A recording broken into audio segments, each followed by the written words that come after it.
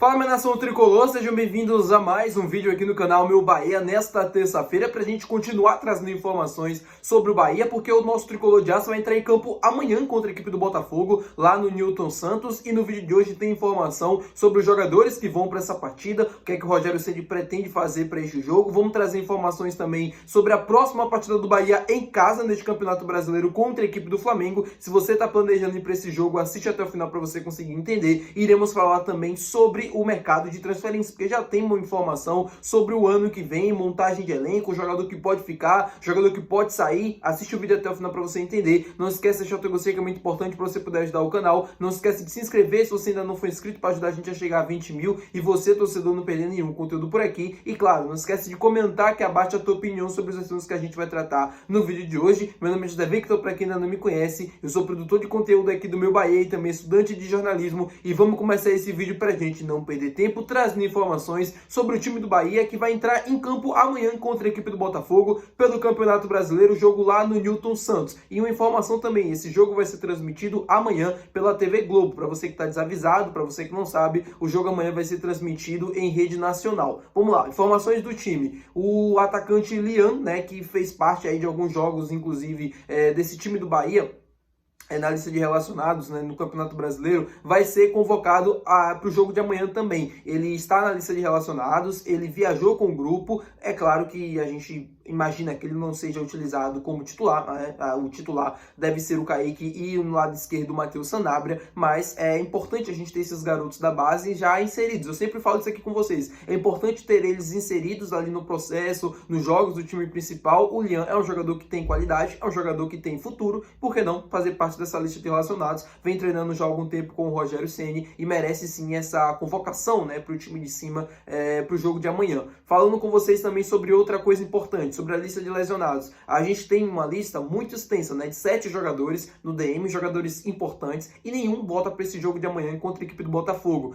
O Canu já vem fazendo alguns treinos com o time, né, do Bahia, com o elenco, mas ele ainda não está pronto para poder retornar, e a expectativa é que ele não retorne nenhum desses jogos até a data FIFA, que se inicia no dia 6 de outubro. A expectativa é que ele possa voltar após a data FIFA, né? Aí sim ele já vai estar completamente recuperado, completamente zerado dessa lesão que ele teve no reto femoral, e poderá sim entrar em campo após a data FIFA. Antes da data FIFA, ele não deve participar de nenhum jogo. David Duarte é um atleta que também está em transição, né? Tá em reta final já da transição. Ele não deve voltar também antes da data FIFA, mas deve ser o primeiro jogador que está no departamento médico a sair. De todos, ele tem a melhor situação e pode, né, retornar o mais rápido possível. O Caio Alexandre segue fora e sem prazo de retorno. Ele já estava na transição física, mas, né, não conseguiu evoluir bem e precisou voltar a fazer atividades de fortalecimento e tal e tudo mais. Então, a situação do Caio Alexandre é mais complexa do que todo mundo imaginava, e ele não deve voltar para esse jogo contra a equipe do Botafogo, contra o Flamengo. A expectativa também é que ele não volte no Clássico Bavi. Caio Alexandre fora ainda, sem um prazo de retorno. Ele não está fora da temporada, mas claro que ainda existe uma previsão, né, que ele possa retornar ainda nesse ano, mas assim, uma data específica, como os outros atletas, isso ele não tem. Eric Puga também ainda não tem prazo de retorno, segue fortalecendo, fazendo sessões ali de fortalecimento muscular, né, no músculo que ele acabou lesionando. Os outros atletas, o Juan Pablo foi um jogador que também sofreu uma lesão muito grave no reto femoral, ainda está se recuperando, ele está iniciando a transição, está evoluindo bem, mas a gente ainda não tem uma previsão de retorno para ele. Provavelmente após a data FIFA ele já deve fazer alguns treinos com o time de cima, mas ainda sem previsão de retorno. João Paulo também sofreu uma lesão no joelho, ele sofreu uma lesão ligamentar num dos joelhos, uma situação também complicada. Geralmente para esse tipo de lesão que ele sofreu, a recuperação é um pouco longa, mas ele vem evoluindo bem, porém ainda também não tem um prazo de retorno, e a gente ainda não sabe quando ele vai voltar. Ou seja, a situação está crítica. O Bahia tem muitos jogadores do departamento médico sem previsão de retorno, e a expectativa é que a gente possa ter eles o mais rápido possível para que o time consiga se manter competitivo, né, nas principais competições que a gente vai ter pela frente ainda nessa temporada, que é o Campeonato Brasileiro. O Bahia precisa se manter bem, tecnicamente falando, e precisa desses atletas o mais rápido possível, porque eles fazem a diferença. Assim como foi com o Ademir, que recuperou, foi para o banco de reservas e entrou para fazer o gol da vitória do Bahia na partida contra o Palmeiras. A gente também precisa de um Caio Alexandre, a gente também precisa da volta do David Duarte, precisa também de um Eric Pulga, porque faz a diferença ali junto com o Sanabria. São jogadores importantes, é o esqueleto desse time do Bahia. Sobre o jogo de quarta-feira contra a equipe do...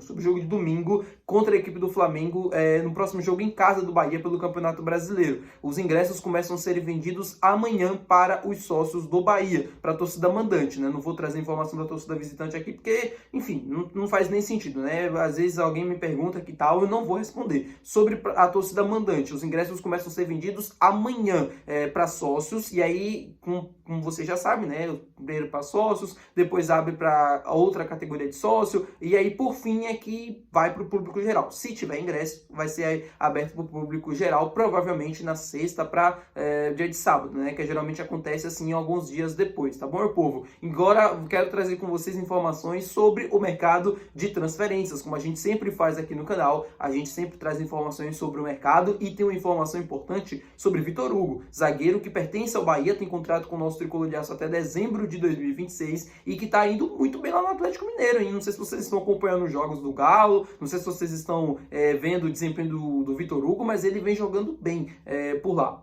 O Vitor Hugo é considerado titular no time do Atlético Mineiro, ele vem jogando como zagueiro pelo lado esquerdo, né? O São Paulo geralmente está utilizando agora um esquema com 3 zagueiros, então ele sempre atua pelo lado esquerdo. Participou de um jogo da Sul-Americana contra o Bolívar, que eu assisti e achei a boa participação dele, e a comissão, né, do São Paulo estuda pedir à diretoria do Atlético Mineiro a manutenção do Vitor Hugo para o ano que vem, lá na temporada do Galo. Ou seja, o Vitor Hugo pode ficar para lá, né, para o ano que vem, e pode já adquirir em definitivo, ou seja, é um valor que o Bahia poderia receber por essa transação, né? O Bahia poderia vender o Vitor Hugo ao Atlético Mineiro já no ano que vem e receber por isso. O Vitor Hugo foi um investimento feito em 2023, que não deu certo, na verdade foi essa. Acho que o Vitor Hugo teve muitos problemas aqui, adaptação, questão do estilo de jogo, acho que ele ficava um pouco exposto naquele elenco do Paiva, e quando o Rogério veio, ele não conseguiu manter também um bom desempenho. Teve aquela situação envolvendo a mãe dele, né? Porque assim que ele chegou no Bahia, a mãe do Vitor Hugo acabou falecendo, e foi um momento bem triste para ele, pessoalmente falando. Eu não quero imaginar como é a dor de passar por isso,